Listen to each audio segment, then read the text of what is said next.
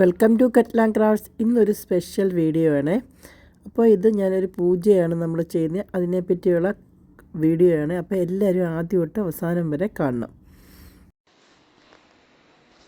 കാരടയാർ നോമ്പ്, ഇതാണ് ഈ ഫെസ്റ്റിവലിൻ്റെ പേര്. ഇത് ശരിക്കും നമ്മുടെ മലയാളം കലണ്ടർ പ്രകാരം കുംഭമാസം കഴിഞ്ഞിട്ട് മീനമാസം വരുന്ന സമയത്ത് ചെയ്യണ ഈ ഫെസ്റ്റിവലാണ്. ഇനി തമിഴ് കലണ്ടർ പ്രകാരം ഇത് മാശി മാസം കഴിഞ്ഞിട്ട് പങ്കുനി മാസം വരുന്ന ആ സമയത്ത് ചെയ്യണ ഒരു ഫെസ്റ്റിവലാണ്.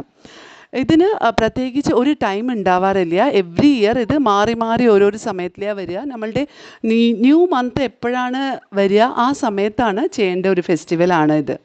ഈ ഫെസ്റ്റിവലിൻ്റെ ഹിസ്റ്ററി എന്താണെന്ന് വെച്ചാൽ, ഇത് സാവിത്രി സത്യവാനിന് വേണ്ടിയിട്ട് എടുത്ത ഒരു നൊയമ്പാണ്.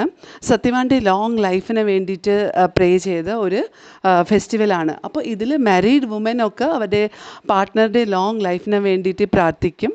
അതേപോലെ കല്യാണം കഴിയാത്ത കുട്ടികൾ അവർക്ക് നല്ല പാർട്ട്ണർ കിട്ടാൻ വേണ്ടിയിട്ട് പ്രാർത്ഥിക്കുന്ന ഒരു ഫെസ്റ്റിവലാണ് ഇത്.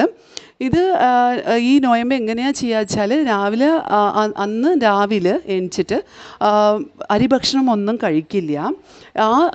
എത്ര മണിക്കാണ് ഈ നോയമ്പ് ഉള്ള സമയം എന്ന് വെച്ചാൽ അന്നേരമേ ഭക്ഷണം കഴിക്കാൻ പാടുള്ളൂ. ഇതിന് പ്രത്യേകിച്ച് ഉണ്ടാക്കുന്ന നൈവേദ്യം അരി കൊണ്ട് ഉണ്ടാക്കുന്ന അടയാണ്. ആ അടയും വെണ്ണയുമാണ് നമ്മൾ നൈവേദ്യമായിട്ട് ഭഗവാനെ വെക്കുകയാണ്. ഇതിൽ ആ അടയുടെ കൂടെ നമ്മൾ വെത്തലൈ പാക്ക്, പൂപ്പഴം ഒക്കെ വെച്ചിട്ട് നമ്മൾ നൈവേദ്യിക്കും. എന്നിട്ട് കൃത്യം ആ സമയത്ത് നമ്മൾ ഈ ചരട് കഴുത്തിൽ കെട്ടുക. അതാണ് ഈ ഫെസ്റ്റിവലിൻ്റെ ഇമ്പോർട്ടൻസ്. മഞ്ഞ ചരടിൽ നമ്മൾ പൂവോ മഞ്ഞളോ ഒക്കെ വെച്ച് കെട്ടും. ആ ചരടാണ് നമ്മൾ കഴുത്തിൽ കെട്ടുക.